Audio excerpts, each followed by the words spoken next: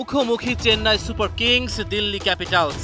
বাংলার ফ্যানদের আশা মুস্তাফিজুর রহমান এই ম্যাচেও ছড়াবেন ত্রাস।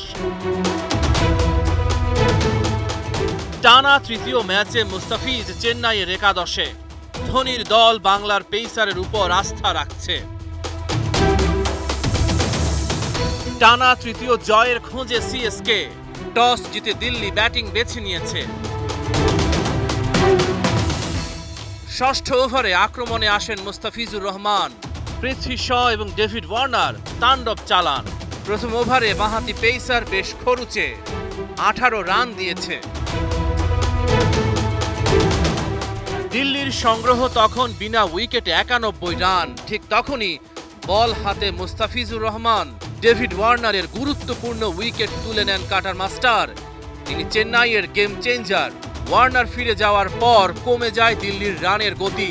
চেন্নাইকে ম্যাচে ফেরান মুস্তাফিজি। 18তম ওভারে আবারও আক্রমণে আনা হয় বাংলাদেশের তারকাকে। উদ্দেশ্য ছিল টেনে ধরা রানের লাগামটাকে। তবে ফিজ 13 রান খরচ করেন এই ওভারে। শেষ ওভারে মাত্র একটা 4 দেন মুস্তাফিজুর রহমান। তারপরও এই ওভারে আসে 12 রান। 4 ওভারে 47 রান খরচায় একটাই উইকেট নেন তিনি।